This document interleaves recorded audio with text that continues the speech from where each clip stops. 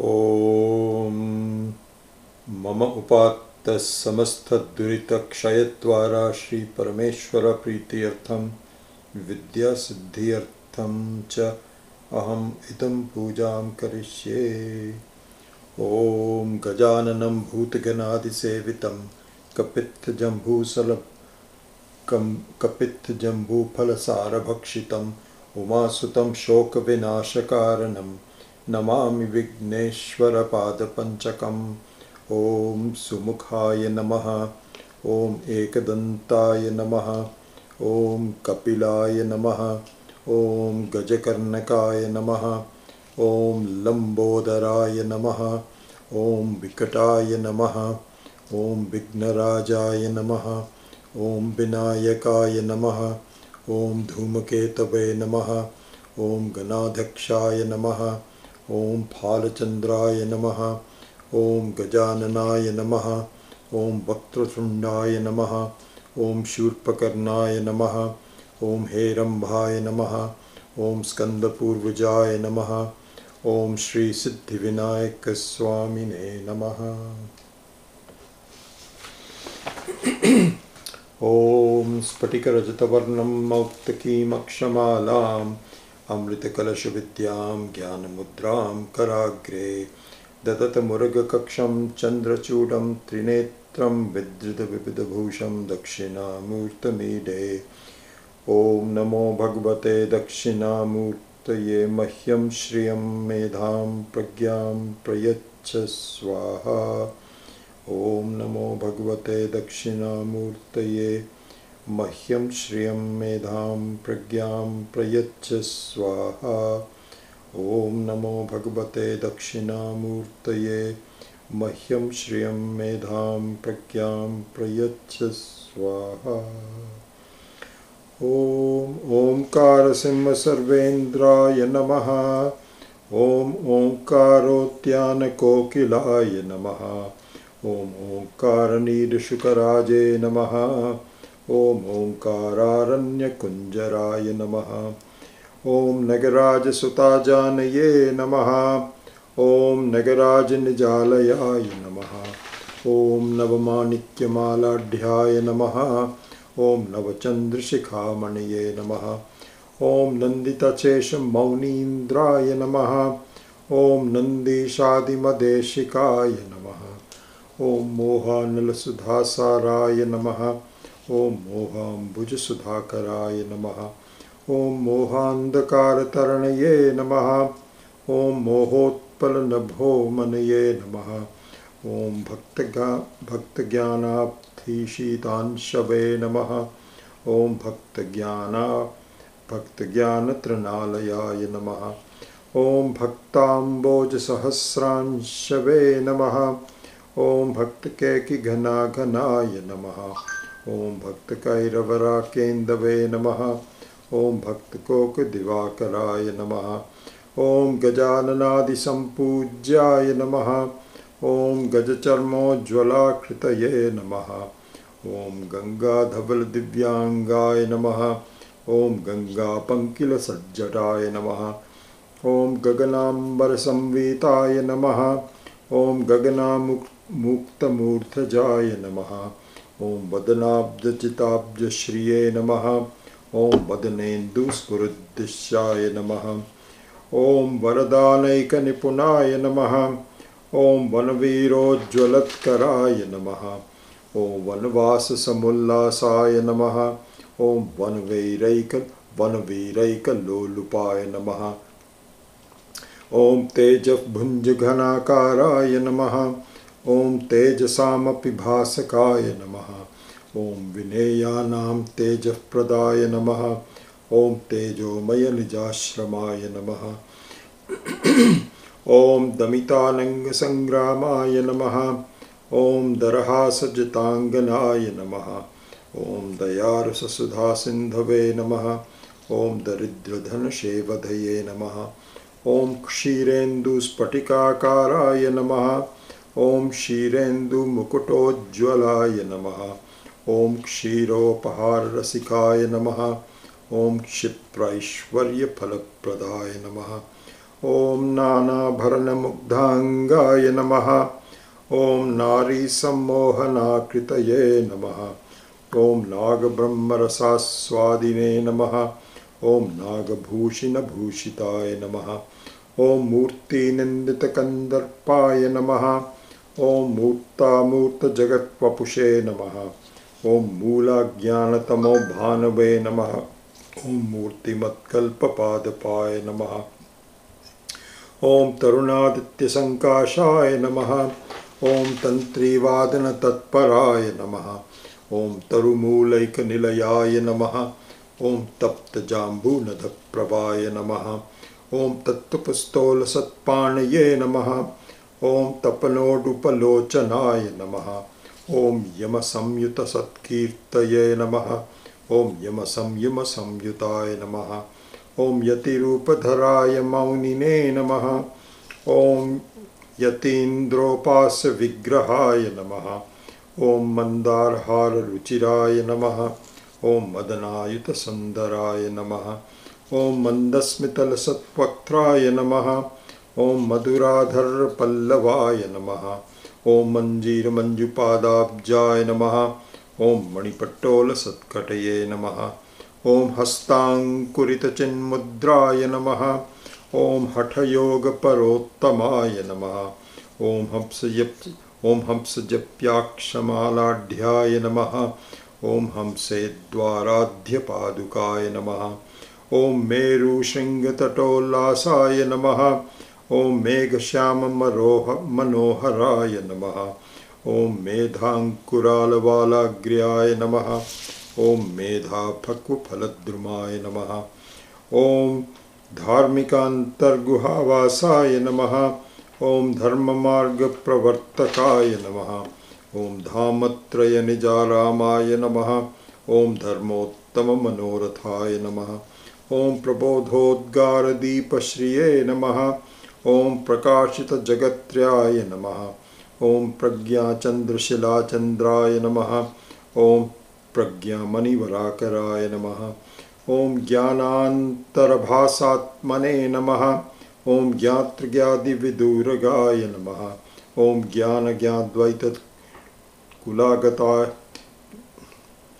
ज्ञातृज्ञातिकुलागताय नमः। ॐ ज्ञानज्ञाद्वैतदिव्यांगाय नमः। ॐ ज्ञातृज्ञातिकुलागताय नमः। ॐ प्रपन्नपारिजाताग्र्याय नमः। ॐ प्रणतार्थप्तिवाडवाय नमः। ॐ भूतानां प्रमाणभूताय नमः। ॐ प्रपञ्चहितकारकाय नमः। ॐ यत्तत्त्वमसि संवेद्याय नमः। ॐ यक्षगेयात्मवैभवाय नमः। ॐ यज्ञादिदेवतामूर्तये नमः। ॐ यजमानवपुर्धराय नमः। ॐ छत्राधिपतिविश्वेशाय नमः। ॐ छत्रसामरसेविताय नमः। ॐ छन्दशास्त्रादिनिपुणाय नमः। ॐ छलजात्यादिदूरगाय नमः। ॐ स्वाभाविकसुखैकात्मने नमः। ॐ स्वानुभूतिरसोददये नमः। ॐ स्वाराज्यसम्पदध्यक्षाय नमः।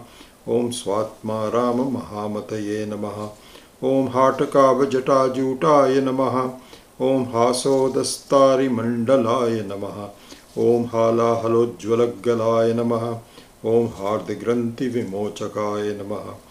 ॐ श्रीमेधादक्षिणामूर्तिस्वामिने नमः। ॐ श्रीदयानन्दसद्गुरुभ्यो नमः। ॐ श्रीमहेशानन्दसद्गुरुभ्यो नमः।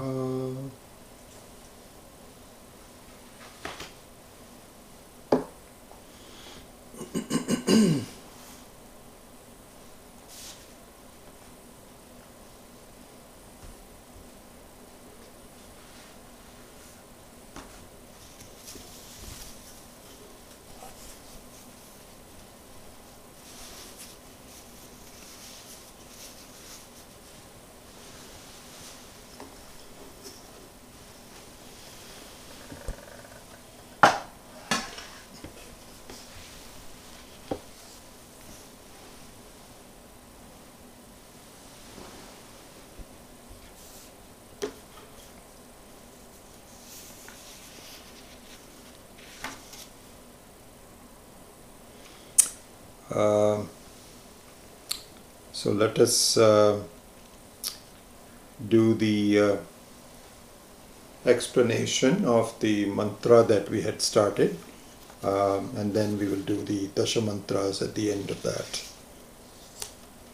So we were studying the first of the Dasha mantras, which is Shanno Mitra Sham Varunaha Shanno Bhavat Varyama Shanna Indro Brihaspatihi Shanno Vishnururukramaha Namo Brahmane Namaste Vayo Tvameva Pratyaksham Brahmasi Tvameva Pratyaksham Brahma Vadishyami Ritam Vadishyami Satyam Vadishyami Tanmam Avatu Tad Vaktaram Avatu Avatu Mam Avatu Vaktaram. So this is the one we have studied, and I think we have, I believe we have finished up to Shanno Mitraha Sham Varunaha Shanno Bhavatu Aryama Shanna Indraha Brihaspatihi Shanno Vishnu Rurukramaha.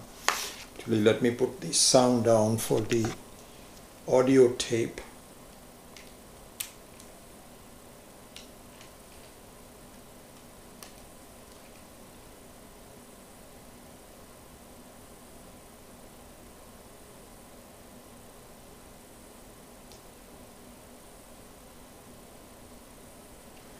So we will today we will start with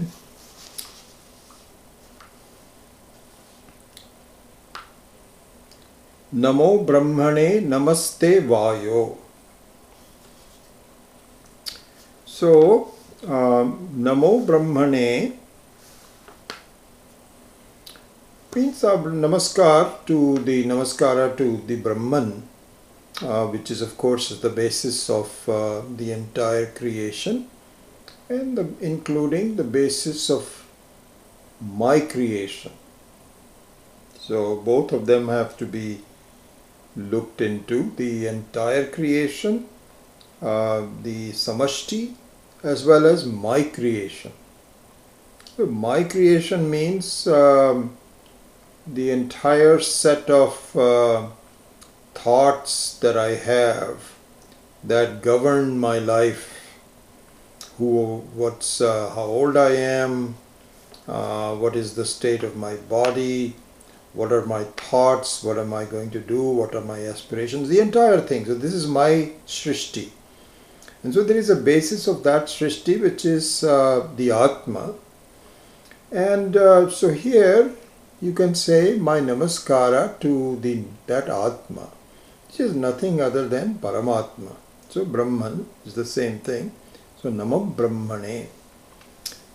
So now an important one, Namaste Vayo.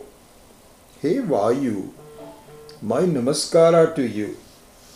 Just 1 second, let me shut my phone off. So Namaste Vayu. So Vayu is so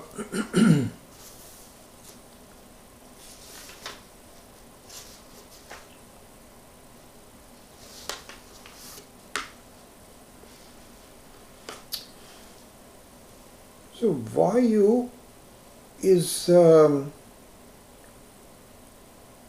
described here as Pratyaksham Brahma Asi Vadishyami. See, what does it say? Yeah, Tvameva Pratyevayo Tvameva Pratyaksham Brahma Asi.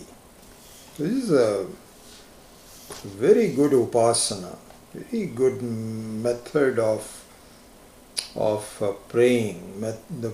Not just a method of praying, just a very good prayer itself. Hey Vayu, you address that expression of Brahman, which is my expression of myself, which is in the form of Vayu. So Vayu here means, see, because Brahman itself is not visible. I am not visible. I'll never be visible. Visible in the sense I cannot see it as something in front of me. I am the seer, and forever I am always. It's like, you'll never be able to see your own face. Never. You can never see your face, except if it expresses itself in the form of a reflection. Isn't it? You can, supposing you, even if you open your eyes and you are just looking around, you have to find a suitable reflecting surface which is subtle enough to be reflecting you. If you look around to the ground, you won't see your face anywhere because it doesn't reflect you. So unless you find a body of water or some reflecting surface like a metal which is has been smoothened out, or a mirror which is the most smoothest part of it, you cannot see yourself. So similarly, Brahman and the Atma can never see ourselves directly. Cannot say, who am I? This is only revealed in the Shastra, and it revealed in the Shastra in the form of seeing your reflections. So one important reflection to see is Vayu. Vayu means what? I don't see the Vayu. I only see the effect of the Vayu. Isn't it? So both Akasha and Vayu are Atindriyaha. They are beyond my sense organs. I cannot see the Akasha and I cannot see the Vayu, but I can see the effect of the Vayu. My gosh, do I see the effect of the Vayu? When I see clouds and I see the trees moving and the resistance, you cannot even walk properly in case the wind is very fast. You don't see the wind, but you see the effect of the wind on your skin and so on. But I see my Vayu in the form of my prana, in the form of my life. The very upholder of living is called prana. And as you know this very well, that here the confluence of the Vyashti and Samashti happens. So myself as a human being and the upholding of me by Ishvara is done with the form of Vayu. This is something has to be appreciated. And so, and the Vayu is a very effective way for Ishvara to uphold the whole creation. And so the Vayu is the mechanism. It is a mechanism, it is the appliance.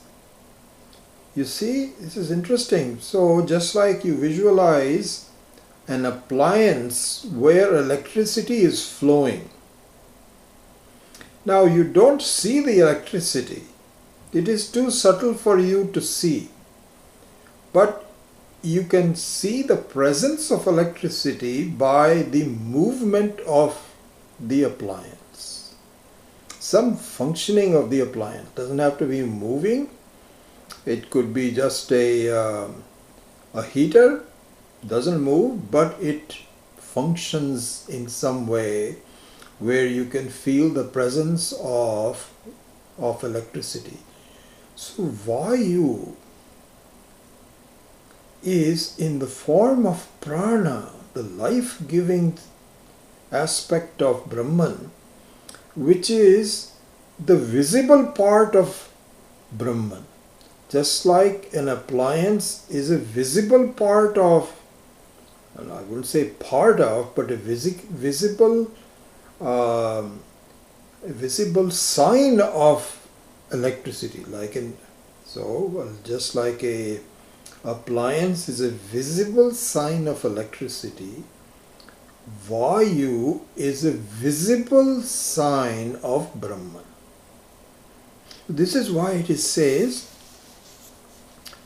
imagine this, capture this in this. So when you do a prayer with this, as you are doing a chanting of Shanno Mitra Sham Varunaha, etc., then as you are chanting, see the truth of it right in front of you. Namo Brahmane Namaste Vayo Tvameva Pratyaksham Brahmasi. You alone, not say alone, here eva means indeed. Indeed means I see it. Yes. Tvameva Pratyaksham Brahmasi. So here Tvameva Pratyaksham. So the word Pratyaksham means Aksham Prati. Means is right in front of my eyes. It's called Pratyaksham. So the eyes here stand for all the sense organs, not just the eye, because the Vayu cannot be seen, but the Vayu can be felt by your sense organ touch.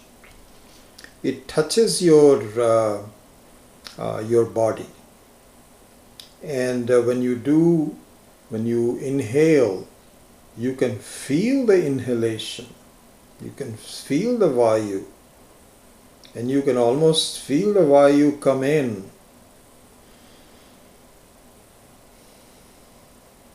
Then you can you can hear it even. You can feel it and you can hear it. And especially if you put your fingers next to the nose, you can feel the Vayu. In fact, this is how they check whether the person is still alive or not. That just happened recently to somebody I know, where it was not clear whether the person was alive or not. So the first thing that was done is to put the hand in near the nose, and if there is no air coming, then you suspect something, and then of course you can see the pulse. So the pulse is also the Vayu, where you can see the effect of the prana functioning through the body. Anyway, not without going into detail, Tvameva Pratyaksham Brahmasi. This is a very beautiful mantra, part of the mantra. Very beautiful, really, and it's very, very effective, and one that one should really pay attention to recognize the presence of Ishvara. That I see you right in front of me. Because otherwise you cannot see Brahman. How are you going to see a Brahman, the Atma? You cannot see it. But you can, just like saying you cannot see the electricity, but you can feel the electricity right in front of you by looking at its functioning. And prana is the functioning. Vayu is the functioning. And here this confluence of Ishvara and Jiva, as I was saying earlier, the confluence of Samashti and Vyashti is visible right away. Because it is Vayu outside, and as soon as it enters my system, my body, it becomes prana. And when I exhale, it becomes Vayu again. So what a lovely interchange between prana and Vayu. Prana is nothing but Vayu in the form of So the Vayu is not just so the Vayu here, of course, means one which is endowed with oxygen. Carefully done by Ishvara, that oxygen is very necessary, and so the Vayu which is imbued with oxygen becomes my prana. So this is the prayer, and I think I will conclude here by a couple of more things. I know I'm running out of time, but one other important thing about the Vayu. Vayu is the purest visibility of Brahman. What do you mean by purest? So if you look at all other sense organs, like the eyes and the sense of touch, and also the karmendriyas, hands, legs, etc., they can all become impure. There is a story in the Shastra where these are all indriyas, means they are devatas. All my sense organs have a devata. So the eyes have Surya as the devata. And so the eyes is also an expression of the devata. And so it is corruptible. It is impure. Because I always don't see good things. I observe some things that are troubling to me. Similarly, all the other ones, Vak. Vak is not pure. It's not always good things that come out of my tongue. I can also speak badly about someone, criticize someone. Vayu, on the other hand, is not corruptible. It is pure. It is well explained in our Shastra in a lot of detail. This is the reason there is a single Vayu that sustains both good and bad. And so if you have two opposing sides, so supposing you have the Indians and the Chinese fighting, or the Democrats or the Republicans fighting, they are both shared by the same Vayu. The Shastra says that with the breath coming out of the so-called untouchable in the Indian society is the same Vayu which is sustaining a Pandita, a Brahmana, who doesn't want to touch the untouchable. Same Vayu for both of them. It's not as though the Vayu coming out of the untouchable is tainted. No, it is pure. It is the purest expression of Brahman. Okay, so I think I'm done. We have already talked about Ritam Vadishyami, Satyam Vadishyami. And so Ritam means the one which has been taught by the Shastra, and Satyam means how I look at that in my life, not just the teaching of the Shastra, but the application in my life. So in summary, Swami Maheshananji points out, may each one of us know what the scriptures are saying, because the scriptures are going to only tell us the truth. That is called Ritam. And then my conduct in life should be consistent with it. It's even worse that I know, if I don't know the truth of the scriptures, then if I err, make a mistake in my life, then it's forgivable. But if I know what the truth is and I still don't follow it, that's a little bit more unforgivable. Means it's more blameworthy. So Ritam Vadishyami, Satyam Vadishyami means may I know what the truth is as revealed by the Shastra, and may I have the personality to follow it. And so here in the Jnana Yoga, What it means is, may I know the truth and may I attempt to see everything in the view of that truth. So this is how Ritam Vadishyami, Satyam Vadishyami. And I think now finally we are done with this mantra and we'll go on to the next one 2 weeks from today.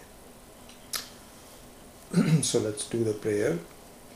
Om Shruti Smriti Purananam Alayam Karunalayam Namami Bhagavat Padam Shankaram Loka Shankaram Shankaram Shankaracharyam Keshavam Badarayanam Sutra Bhashya Kritau Vande Bhagavantau Punah Punah Ishvaro Gururatmeti Murti Bheda Vibhagine Vyomavat Dehaya Dakshinamurtaye Namaha Kukarastvandakaro Vai Rukarastvanivartakaha Andakara Nirodhitvat Gururitya Vidhiyate Sadashiva Samarambham Shankaracharya Madhyamam Asmadacharya Paryantam Vande Guru Paramparam. So we'll just do Sahana Vavatu, not do all the 10 mantras in the interest of time. Om Sahana Vavatu Sahanau Bhunaktu Sahaviryam Karavavahai Tejasvinavadhitamastu ma vidvishavahai.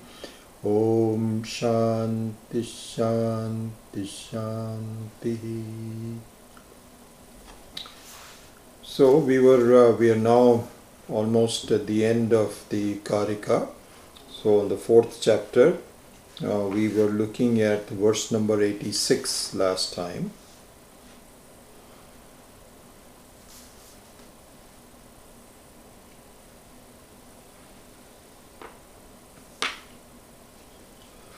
So in the treatment of this subject by Gaudapadacharya ji, almost exclusively he is describing about the method of learning, Shravanam, Mananam, etc. The fact that it is that the very nature of the mithya, that it never begins, and so on and so forth, all that we have studied. He has not really touched upon sadhana. Sadhana here means the preparation for our minds to be able to grasp this very subtle truth. That's what sadhana means. We have a feeling that we should be able to read it and then get it, and that it immediately should become clear to us. But that doesn't happen. We just have a vague idea. We don't think it's vague, but eventually it is vague. So it requires a lot of tuning. Just like you have a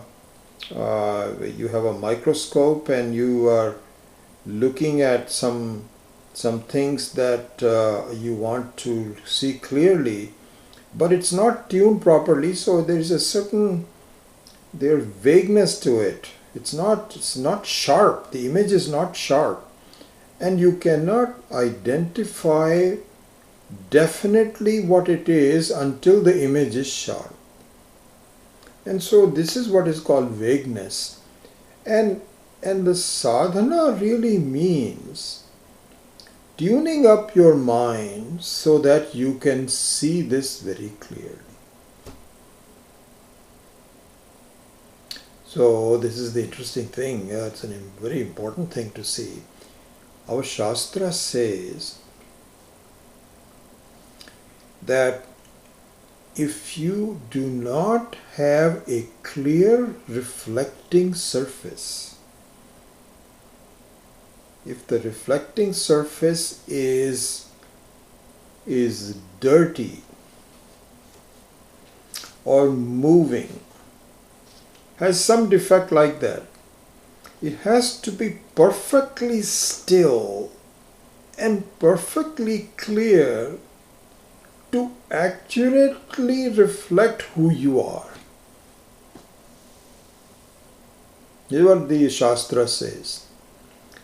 So sadhana means, so here my mind is the reflecting surface.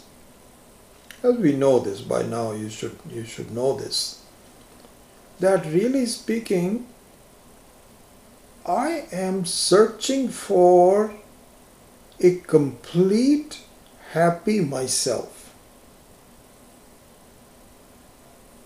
It is like standing in the front of a mirror and I want to really look at who I am, what I really look like. So this is called the Bimba. Bimba means the original person. So the Atma is the original person who the Shastra says is complete and free. Purnamadav Purnamidam. Anando Brahmeti Vyajanat. You are the very epitome of Anandam. This is not clear to me. So, and how is it not clear to me? Because what I do is I look at my thoughts, which is my reflection really. And my thoughts are not clear. They are in fact somewhat dirty. Dirty in the sense that they have a conclusion that all is not well with me. This is a false conclusion, that I am troubled, I have some dukkha, and I am changing, all those kinds of things. And so this is the reflection. And therefore I do not see a clear picture of myself as non-moving, complete and full of ananda. This I don't see. And when do I see it then? So the Shastra says, listen, I know you don't see yourself and you're not sure about this fact. I know it, but this is who you are. So I say, if this is who I am, then why don't I see it? Because your reflection in your mind, which is what you're seeing, is not accurately reflecting you. Okay, all right, if they're not accurately reflecting me, so what do I do then? First of all, I don't, in the beginning when I don't know the Shastra, I have not studied Vedanta, I don't know the scriptural truth and so on, I don't even know that I am a complete Ananda being, Purnaha. I don't know it. But the Shastra says, this is who you are. Study it. Look at it. How do I look at it? You look at it by making your reflection clear and still. Okay, how do I do that? Sadhana. This is what you need to do. So the sadhana doesn't mean there is something to be done. It means that something that needs to be, all these obstacles have to be removed so I can see myself, which I've always been to begin with. There's nothing new. So this is all what these current verses are saying, that a sense of infinity, a sense of limitlessness is not begun. There is no such thing as beginning of limitlessness. The limitlessness, which is what I am seeking, I am already that. So I am already complete, the Bimba is already there, but I just don't see it. So the sadhana is the method of seeing it. Long explanation for the word sadhana. So here in the verse number 66, as we saw last time, just a revision of this, is a very short summary. There is no big explanation, but a very short summary given by Gaudapadacharya on sadhana. Sadhana means that you have, in the beginning, you need to have sadhana chatushtaya, which is viveka, vairagya, shatka sampatti in mumukshutvam. And shatka sampatti is shama, dama, uparama, shraddha, titiksha, samadhanam. So all this is the beginning. That unless you have, so this is also called Daivi Sampat in Bhagavad Gita. So I need to have Daivi Sampat. So Daivi Sampat means that my Shama, Dama, and then also given in the 13th chapter of the Bhagavad Gita in terms of Amanitvam, Adambhitvam, Ahamsa, Kshantir, Arjavam. So it means the kind of mind I need to develop with my efforts. And so here there are various forms of adhikari, forms of qualified people. As you know, I'm just revising all of this. So there is a adhama adhikari, a madhyama adhikari, and uttama adhikari. And so, in fact, I think this is all going to come in a minute. So I'm going to quickly run through the verses. I'm just giving you the overall picture. So a adhama adhikari is the one who studies the Vedantic scriptures, Ritam, what we did in the explanation of Shanno Mitra. Ritam means, what is the truth about me? And so, a adhama adhikari, which means the class 3 student, we shouldn't say inferior or superior, but a beginning student who is not yet prepared, has not really done all the preparation, doesn't get it. It is just like you have, that happens to all of us, like you can go to some classes in the university where I don't understand what is going on. The subject matter is too difficult for me. Doesn't mean that the subject matter is not true, but I don't get it. So this is the adhama adhikari. Then the madhyama adhikari is the one is that I see it, but it comes and goes. I would say that most of us who are studying are falling under this category. Is that I kind of see it and I kind of don't. I don't see exactly how it affects me. I don't have that, in our language, experiencing it. So there we know that a lot of mananam has to be done and so on and so forth, because it is the truth. It is the truth. In fact, it is exactly like, if you are looking at the moon in a binocular, and the binocular is very powerful. So it's very powerful means that it's very well tuned and very powerful. So now if you're looking at the moon, it flashes by, but you are not able to hold it steadily enough and tune it to the point where you can put your drishti towards the moon. So it's shaking, it kind of flashes by. So now this is the madhyama adhikari, where you can see the moon but not steadily. So that is the madhyama. Uttama adhikari is the one where the drishti is relatively steady. You may not have reached Jivan Mukti yet, but it is very steady. And here, now I'm just thinking we should really spend more time on sadhana in some of the classes. And so well presented by, our acharyas, especially I think in the Panchadashi. So anyway, I have some thoughts into this is what usefulness would be. We have studied the sadhya enough. In fact, I'm just even thinking about the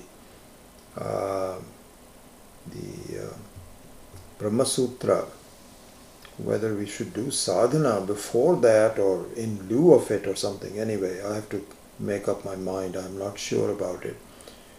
But the sadhana is the one where I tune my mind to see what should be obvious to me, but it isn't.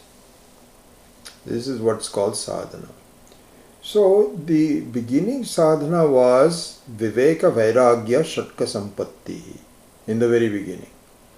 Now here Swami Gaudapada says on the verse number 86 that there are two parallel paths that have to be given. One is Vidya. Vidya means the knowledge, Shravanam, Mananam and Nididhyasanam. This is one path. The other parallel path is the mind clarity and the mind development, refinement of the mind. You see, both of them have to be done. So one is sadhya and the other one is sadhana. So both have to go together because, of course, sadhya itself is a very good sadhana. How do I say that? Why do we say that? Because to see something so clearly, in fact, what happens is, in a Vedantic class, the teacher reflects your reality very clearly. You can see the reality about yourself in the class. But when the teaching is removed and you are on your own, that reflecting surface disappears. And you have to find your own reflecting surface, which is your own mind. And if that mind has not been refined, then your own reflection disappears. And you start doubting things again. But if that mind has been refined as it should be, so that is the parallel path of mind refinement, then it all comes together in Nididhyasana. What needs to be studied and how to grasp it so that I can see it very clearly, both come together. And the Nididhyasanam becomes effective. And unless this is done,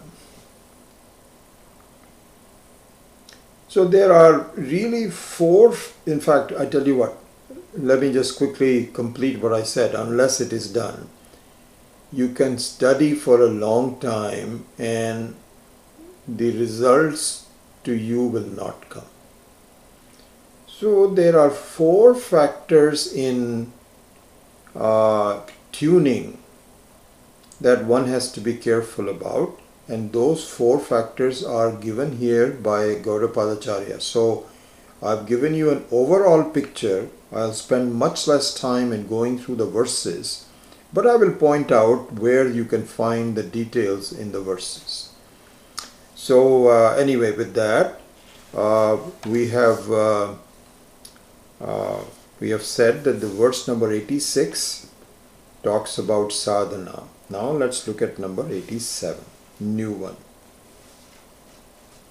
In 87,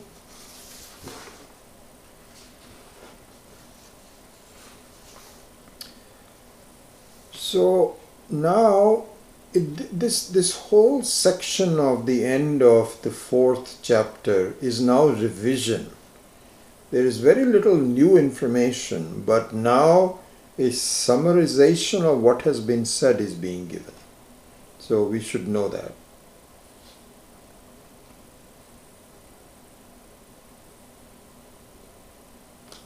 And so number 87 essentially restates the central theme of Mandukya Upanishad. And I won't go into the details of that, because what I'm going to do after we finish all 100 verses of the 4th chapter, as I have promised you, and what my plan is, we are going to do a revision of both the Mandukya Upanishad and the 4 chapters of Karika in a very short form. So you get an overview again as to what is it that we studied, how to actually imbibe the lessons of it, and so on. So that will take some time for us to do, and I propose to do that. So at this point in time, this mini review, I'm not going to spend much time, because I'm going to do that on the one that I will start later. So in number 87, it is simply revising the 3 avasthas, the 3 states of experience that we have, which is waking, dreaming, and deep sleep. So this is what is called upalambham, sarvastu upalambham cha dvayam laukikam ishyate, avastu, etc. It talks about that also. And in number 88, number 87 talks about dream and waking, and number 88 talks about the deep sleep. So I won't go into all of that. We already pretty much know all of that. And there, the word uses in number 88, the word Vijñeyaha. So sometimes these words are interchangeably used. Vijñeyaha sometimes means to be known, to be very well known. Here it refers to the Atma itself. So, Jnanam Jneyam cha Vijñeyam sada buddhaihi prakirtitam. So he says that the wise are always looking at Jnanam and Jneyam, which means that what is Anatma. Again, it has a lot of influence, a lot of detail about it that I won't go into. Why is Jnanam and Jneyam called Anatma? Anyway, it is summarizing the Anatma, and Vijñeyaha, which is the Atma. So he says the wise are always deliberating upon the distinctions between Atma and the Anatma. Prakirtitam is being discussed. Number 89.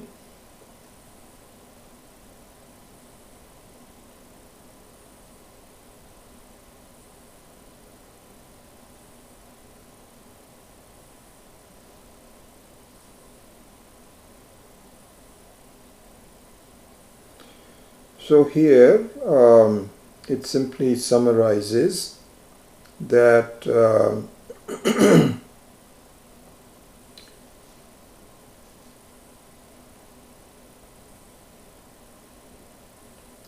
that the 3 forms of knowledge.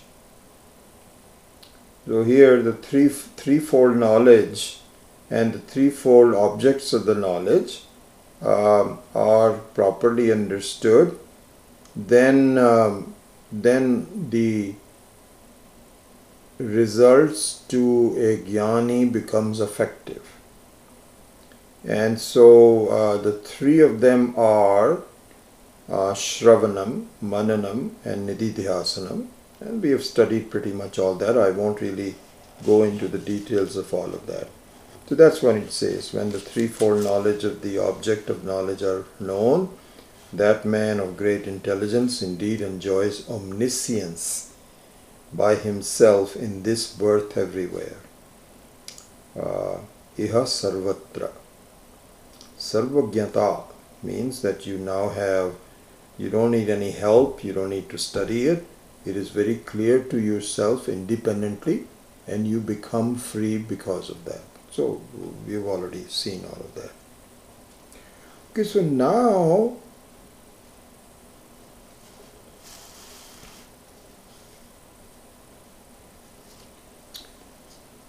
Now the four factors that I talked about earlier. What are the four factors that one should study, one should have, one should be careful about? Four factors are being mentioned in verse number 90. So I'll go into a little bit more detail here just to summarize what we were doing earlier. So number 90 says, Heya Jneyapya Pakyani Vigyani Vigyayanya Grayanataha Tesham Anyatra Vigyayat Upalambha Trishu Smritaha. So let's look at the word meaning of that, and then I will give you the details. He says, things to be rejected, known, acquired, and made ineffective are to be understood first. Other than the Atma to be known, three of them are considered to be mere appearances. Okay? So again, it means there are four factors. Out of the four factors, one of them is Satyam, and the other three are Asatyam. One of them is the Atma, the other three are Anatma. So this has to be understood properly. And if you do that, then you are home. Then you are done. You get moksha. So these are the four factors. What are these four factors?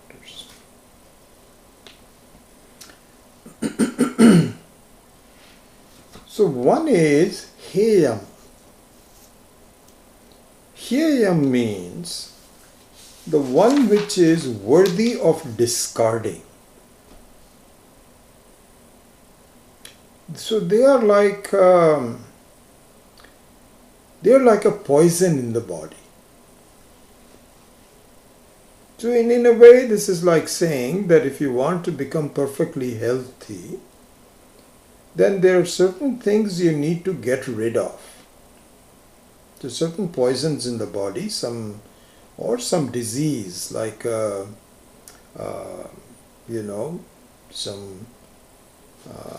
some virus in the body that you have to get rid of, and you're not going to be healthy unless you get rid of it, because it is preventing you. You yourself are healthy, but you are being invaded by some outside things that you need to get rid of. So this is called Heya.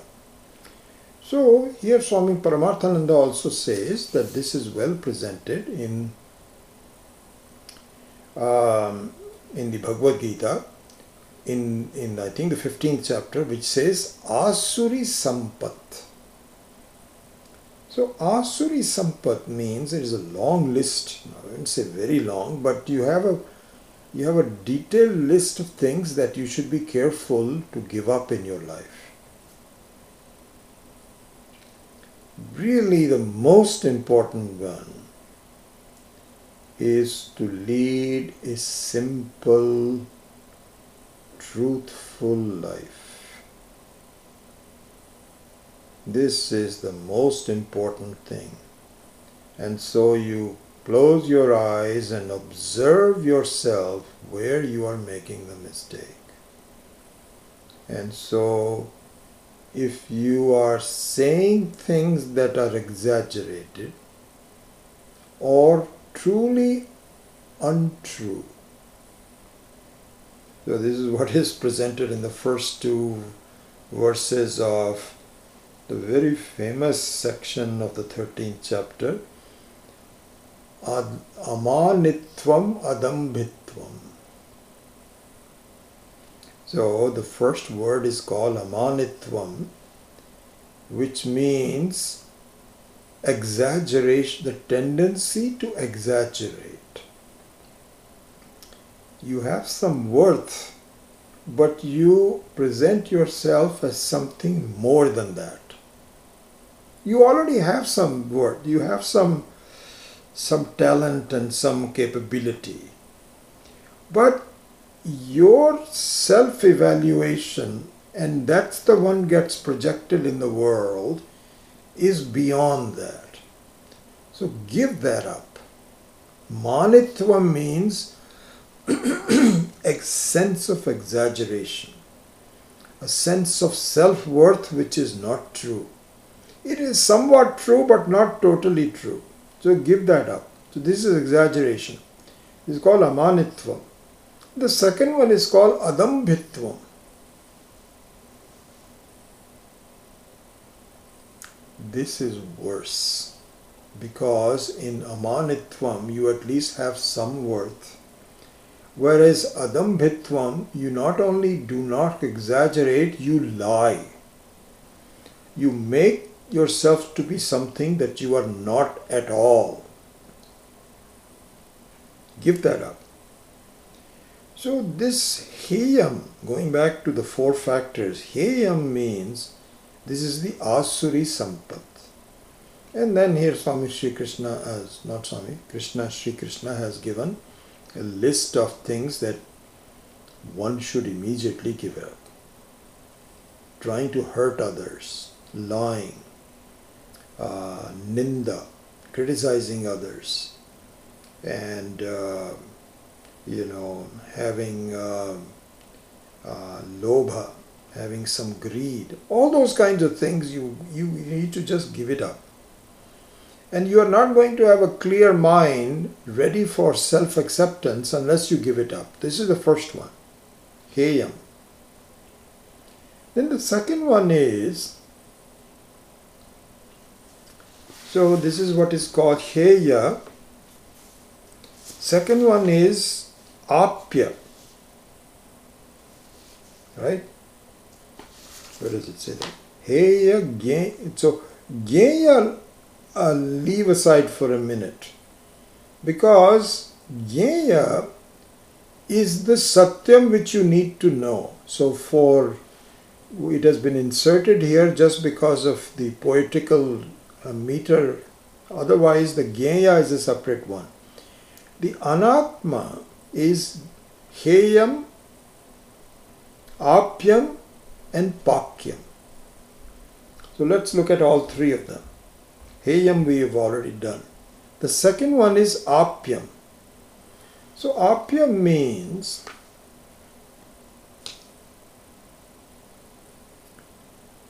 good qualities that you need to own up. Own up means they are kind of either completely absent or somewhat there and you need to develop it. So these are the Daivi Sampat given in the Bhagavad Gita. So the Sampat means the wealth, and Daivi means these are the divine, if we can use the word divine. And so here Swami Dayananji never uses the word divine because it's very vague. But it means that good. So good qualities you need to have. What are some of the good qualities? And so I would say probably the most important good quality is forgiveness or tolerance. It's the same thing. Forgiveness, tolerance, and not being hung up on. And so this is what we've been discussing a lot, which is that let things happen as they do. Do not be too concerned about things happening exactly the way you expect it. This is the most important Daivi Sampat. Not being bothered by things, letting go. It's okay. There's no big deal. If it happens, it happens. And so this is one. There's lots of Daivi Sampat. Then studying regularly. And also making sure that you are not wasting time on unnecessary things. There's a lot of things that you need to acquire. So there is heyam and there is apyam. Then the third one is pakyam. Pakyam means cooking. And so the cooking is a very interesting definition by Gaudapadacharya. Imagine, this is the person who is the Parama Guru of Shankaracharya. And if he has inserted a word, we need to pay attention to it and look at it seriously. So what is Pakyam? This is very well explained by Swami Paramarthananda ji in his commentary on this particular verse. Pakyam means that the tendency of raga-dvesha. Raga-dvesha means the desires to do things in some way and dislike about some other things. Dvesha means dislike. In the extreme form it means hatred. And raga means desire, but in the extreme form it means binding desire, where unless you have it you are unhappy. This is what would be called a binding desire. Okay? So part of life is that these two seeds, these are the two, this should be the pakyam, the roasting, the cooking and the roasting should be looked at in this way. In life we have two weeds or two seeds, you can just say seeds, that are forever sprouting in my life. One is raga and one is dvesha. One is serious desires and serious dislikes. Likes and dislikes. This is happening every day, so on and so forth. So the word pakyani or roasting means roasting the seeds so they do not sprout again. This is what pakyam means. And here Swami Paramarthananda has given quite a few examples of how this is, what is pakyani, and he presents, for example, in Bhagavad Gita, verse 34 of the 3rd chapter, okay, where Sri Krishna says, Indriyasya indriyani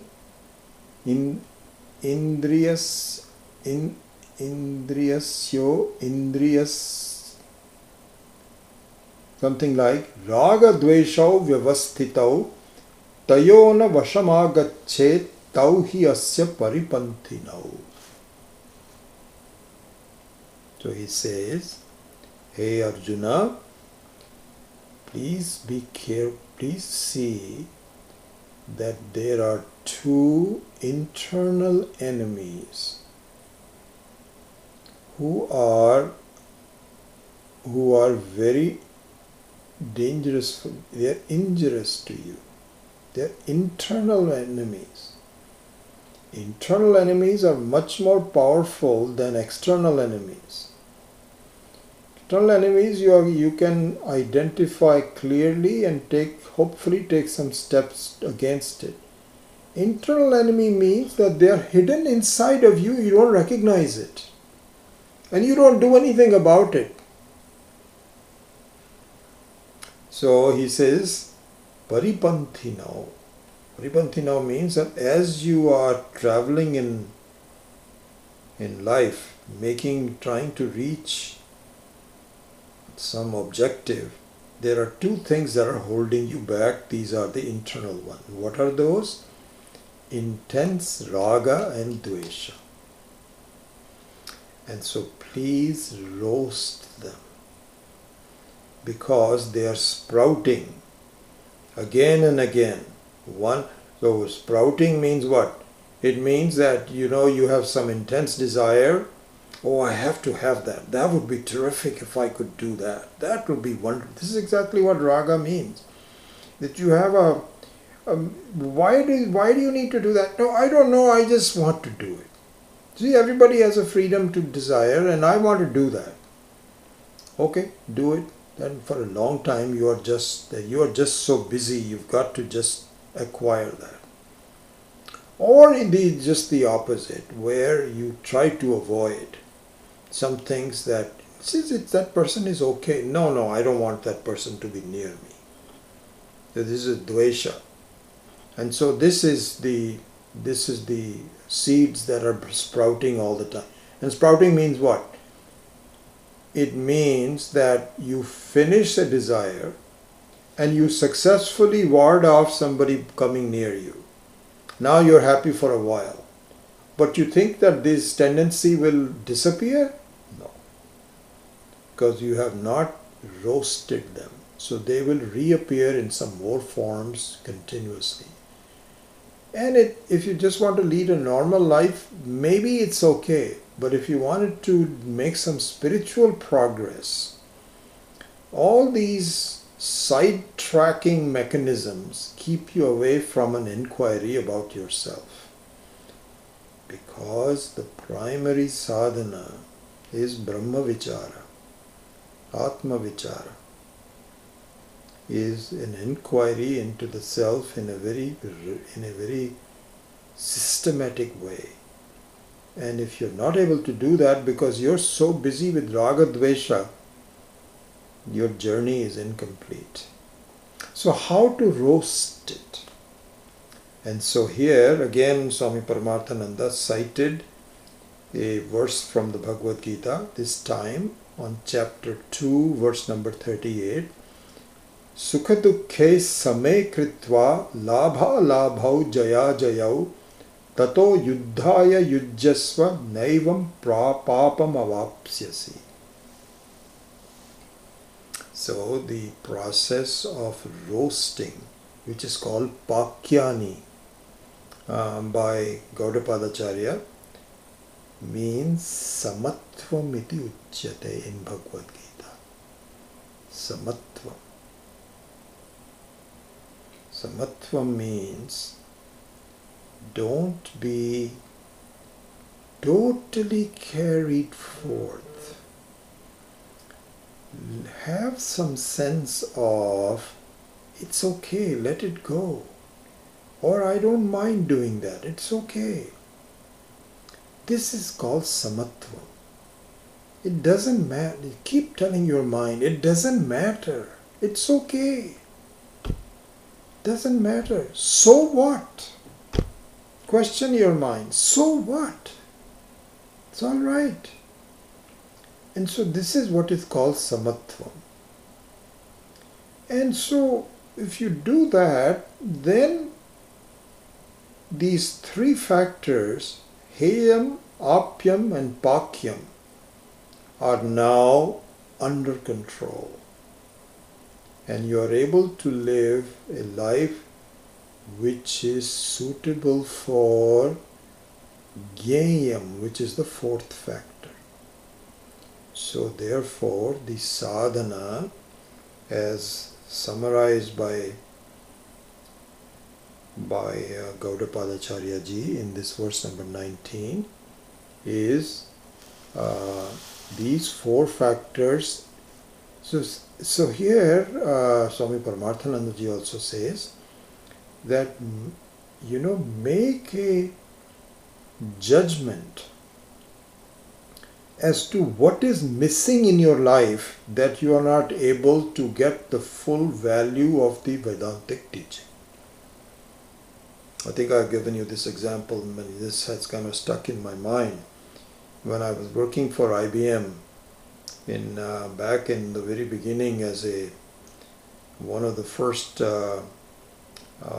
batch of people back in the 60s that was doing a hardware design with the aid of software. Now it has become very commonplace, but in those days hardware design was done by software in the new direction. And so what we would do, this is what we were taught, that you design a circuit to do something, and I was working on the disk control unit in San Jose IBM in the 60s with IBM, with San Jose. And you design a circuit and you don't expect the circuit to work the very first day. It is very complicated. There's lots of factors involved, and it is unreasonable that you finish up your entire work and you plug it in and it works. It doesn't happen. So the same thing is true here. It doesn't happen that you go to a Vedanta lecture and it says, you are the Atma, you are free. You are not what you think you are. You are really? Yes. All right. The circuit doesn't work. Oh, I don't feel that. So the Vedanta or the Shastra also knows you are not going to get the circuit working on the first day. So what do we do? Debugging.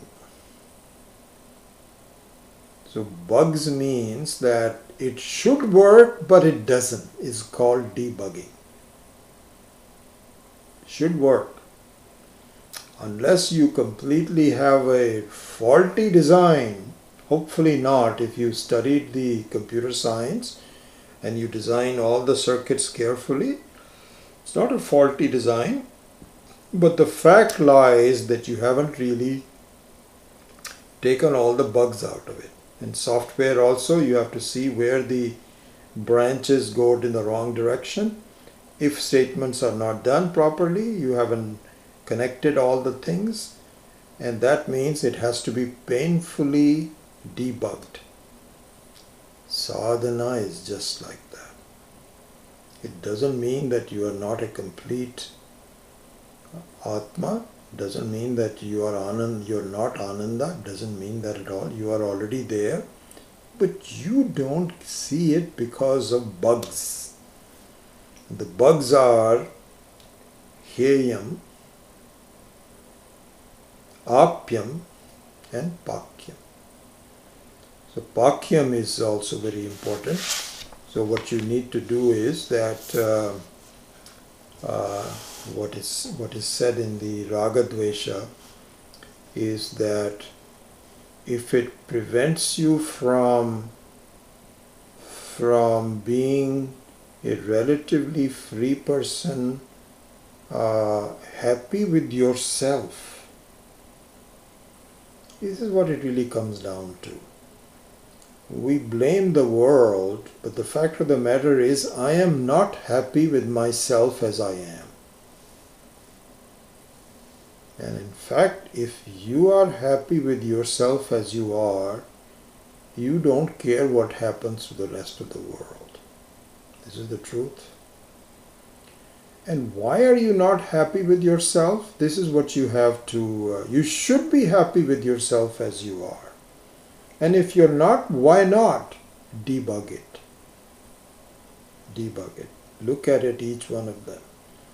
And in the debugging process, also follow the advice of Shastra. The Shastra doesn't sort of leave you and says, by the way, this is the truth, and now you go figure it out. It doesn't do that. So both the sadhya and the sadhana are given to you. The Shastra also tells you, this is your sadhana, this is your problem, please solve it.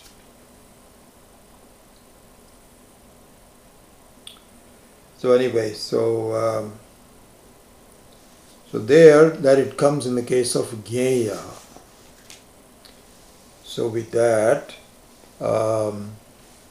this part of the Karika is over, and now in the end They're also a revision. This is all a revision at this point, and so we will rather conclude it very quickly, maybe in a couple of classes, possibly even in one, but I think mostly in two, 91 to 100. And then we will conclude the formal study and then do a kind of a general revision of both the Upanishad and the Karika in a few classes. So we will do that. So with that, let me stop.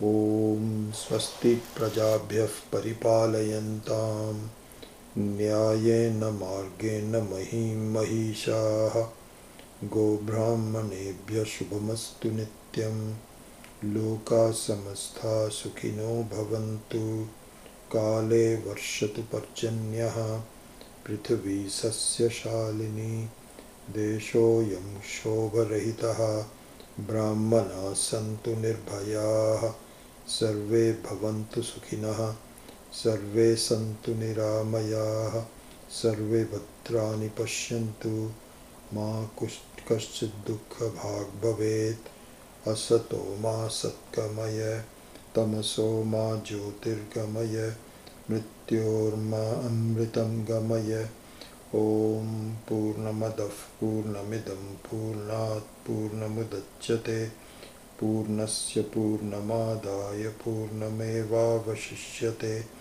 Om Shanti Shanti Shanti Harihi Om Shri Gurubhyo Namaha Harihi Om.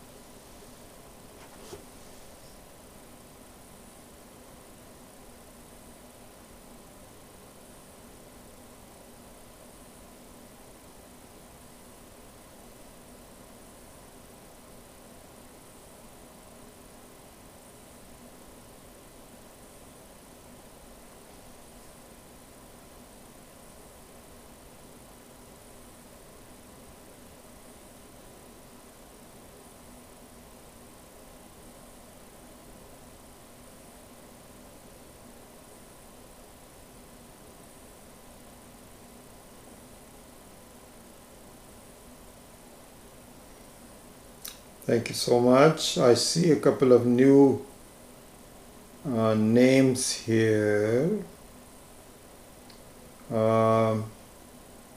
Ganesan.